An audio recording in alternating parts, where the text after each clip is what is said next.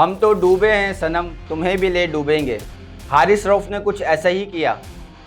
मतलब 50 रन खाना T20 cricket के अंदर, ये कौन सी बॉलिंग है भाई। आपके पास पेस है, आपने पेस इस्तेमाल नहीं कर रहे। आपके पास वेरिएशन है, आप वेरिएशन इस्तेमाल नहीं कर रहे। आपको माइक हैसन को नीचे उतर के आना पड़ा, बताना पड़ा कि भाई ओवर द विकेट मत जाओ। आपको इतना सेंस नहीं है कि आप फाइनल खेल रहे हैं और सामने जो बैटिंग कर रही है भारतीय बल्लेबाज हैं। भारतीय बल्लेबाज शुरू से ही अपना एक स्टैंडर्ड मेंटेन रखते आए हैं और आपको कोई फ़र्क ही नहीं है।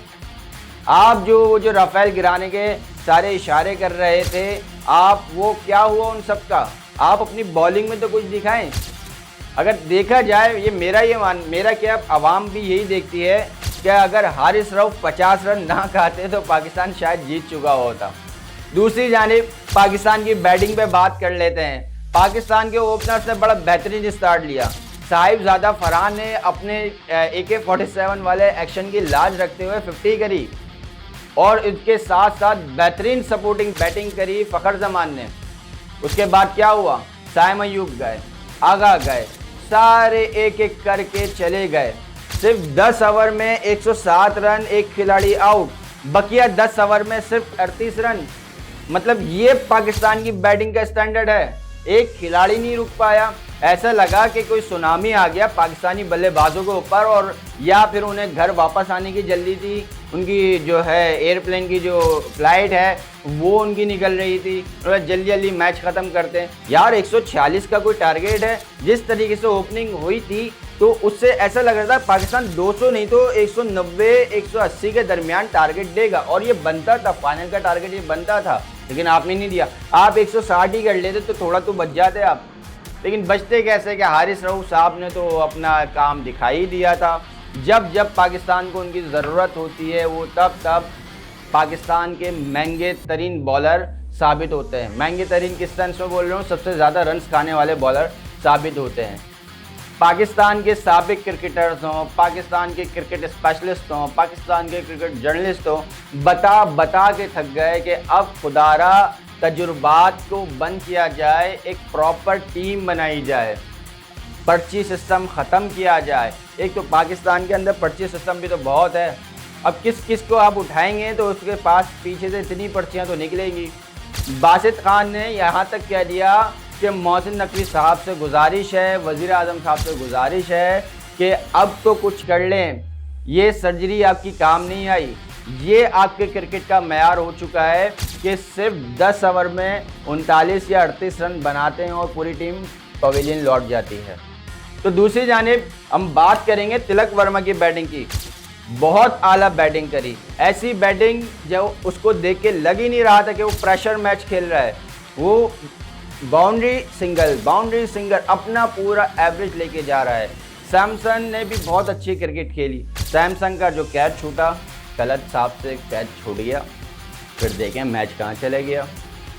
फिर अब ये तो चलें, एक तो ये बात तो इस पर बहुत से प्रोग्राम्स हो रहे हैं, डिबेट होती रहेगी, और ये आपको भी पता है, हमें भी पता है कि पाकिस्तान की जो क्रिकेट टीम है वो पाकिस्तान के अवाम के जज्बात से खेलने ही ग्राउंड में उतरती है। बात करते हैं मोहसिन नकवी साहब की। मोहसिन नकवी साहब का बड़ा अच्छा स्टैंड था और उन्होंने बाकायदा कह दिया कि ट्रॉफ़ी तो दूंगा तो मैं ही, क्योंकि ACC के सदर हैं और एक उनका मयार है, एक रुतबा है, एक डेजिग्नेशन है। आप उनको रिफ्यूज़ कर रहे हैं। और बहुत बेहतरीन रहा कि उन्होंने ट्रॉफ़ी वापस अपने ऑफिस में भिजवा दी, और ऐसा ही होना चाहिए था। क्योंकि जब आप खेल के अंदर सियासत लेकर आएंगे, जब आपको मुँह की खानी पड़ेगी।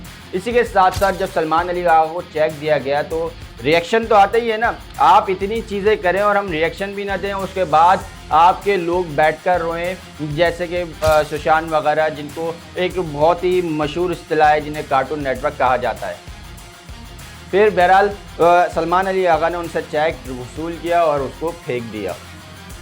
प्रेस कॉन्फ्रेंस होती है। प्रेस कॉन्फ्रेंस में जब सूर्य कुमार यादव से सवाल किया जाता है कि आप क्रिकेट में सियासत को लेकर आ गए, तो उनके पास कोई जवाब नहीं बचता था।